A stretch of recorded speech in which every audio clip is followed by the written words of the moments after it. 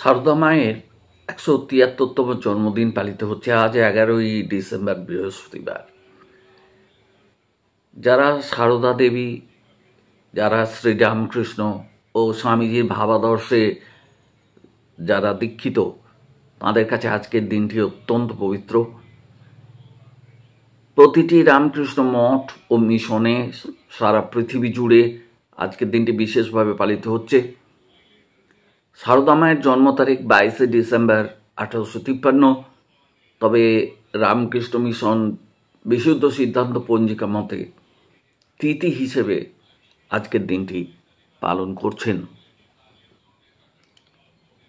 মা তাঁর জন্মের শেষ লগ্ন পর্যন্ত তাঁর সন্তানদের যাতে কোনো দুঃখ কষ্টের আঁচ না লাগে তার জন্য চেষ্টা করে গিয়েছেন। তিনি নিজেকে ভাবতেন সবার মা। সারা জীবন ধরে তিনি সন্তানদের দুঃখ কষ্ট দূর করার চেষ্টায় ব্রতী হয়েছিলেন। সরল ভাষায় ভগবত তত্ত্বের প্রচার করেছিলেন। জীবনে কোন পথে চলতে হবে, কিভাবে চলতে হবে, সেটাও মা দেখিয়ে দিয়ে গেছেন। ঠাকুর শ্রী রামকৃষ্ণদেবের জীবন সঙ্গিনী সারদা মা ছিলেন নিজ গুণে অনন্যা। রামকৃষ্ণ মঠ ও মিশনের ভক্তদের কাছে তিনি ছিলেন শুধুমাত্র শ্রীমা, আর সাধারণ মানুষের কাছে তিনি ছিলেন কেবল মা। তিনি কোনো উচ্চ নীচ ভেদাভেদ করতেন না। তিনি মাতৃরূপ সবার কাছে তুলে ধরেছিলেন। তার কিছু অমর বাণীর মধ্যে তার অমূল্য জীবন দর্শনের রূপরেখা আমরা পেয়ে থাকি। আজকেও আমাদের প্রবল দুঃসময়ে সারদা মায়ের এই বাণী আমাদের উৎসাহ যোগায়। আমাদের নিরুৎসাহতার যে অন্ধকার আলো, সেখান থেকে নিয়ে আসে আশার আলোর পথে। আজ তার ১৭৩তম জন্মতিথিতে আমরা জেনে নিই এমন কয়েকটি বাণী যেগুলো পৃথিবীর মানুষ যারা সারদা মাকে মা বলে জানেন তাদের কাছে চিরস্মরণীয় হয়ে আছে এবং হয়ে থাকবে। তো তব কৃপা এই চ্যানেলে আপনাদের সবাইকে স্বাগত জানাই। আর আজকে এই বিশেষ লগ্নে মায়ের এই পূর্ণ জন্মতিথিতে আসুন আমরা মায়ের কয়েকটি কথা নিয়ে আলোচনা করি এবং আমাদের শ্রদ্ধার্ঘ্য জ্ঞাপন করি। মা বলতেন, জীবনে যদি শান্তি চাও কখনো অন্যের দোষ দেখো না, নিজের দোষটা আগে দেখো। এই পৃথিবীতে কেউ তোমার পর নয়, সবাই তোমার নিজের লোক। এই গোটা পৃথিবীটাই তোমার। তিনি বলতেন, আমি সতের মা, অসতেরও মা। কখনো ভয় পাবে না। যখনই কষ্ট পাবে মনে মনে জানবে তোমাদের একজন মা আছে। এই জগতে ভাঙতে তো সবাই পারে, কিন্তু গড়তে পারে কজন? কারো নিন্দা করা, কাউকে নিচু চোখে দেখা, এ তো সবাই করতে পারে। কিন্তু যে খারাপ, কিভাবে তাকে ভালো করা যায় তা কজনে বলতে পারে বলো দেখি? সংসারে কেমন করে থাকতে হয় জানো? যেখানে যেমন সেখানে তেমন, যখন যেমন তখন তেমন, আর যাকে যেমন তাকে তেমন।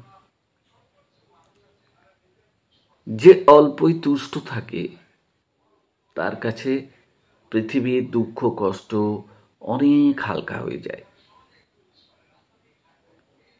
সবাইকে সমানভাবে ভালোবাসো।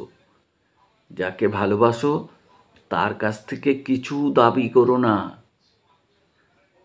যদি তুমি দাবি করো তাহলে কেউ হয়তো তোমাকে বেশি বেশি করে দিতে পারে, আবার কেউ কমও দিতে পারে। তখন কি হবে জানো?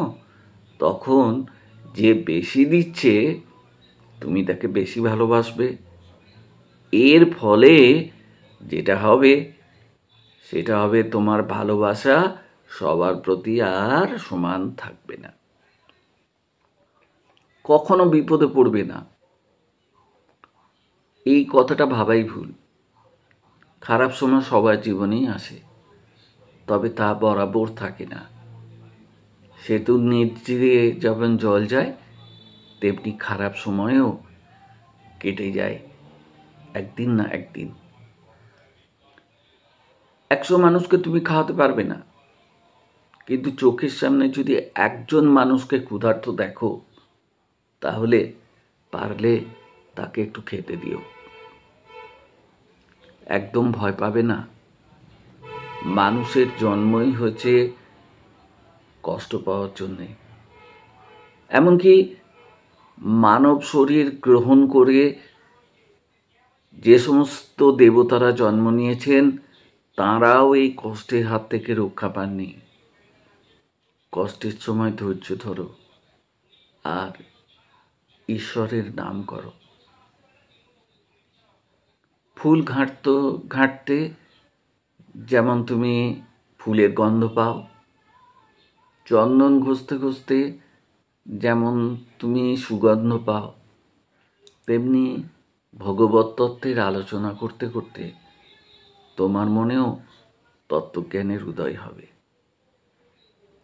মায়ের এই কথাগুলো অমূল্য বাণী মানুষ যদি মনে প্রাণে গ্রহণ করতে পারে তাহলে আশা করা যায় পৃথিবীতে মানুষের যে বাহ্যিক কষ্ট, যে পার্থিব কষ্ট, সেটা অনেকটাই লাঘব হয়ে যাবে।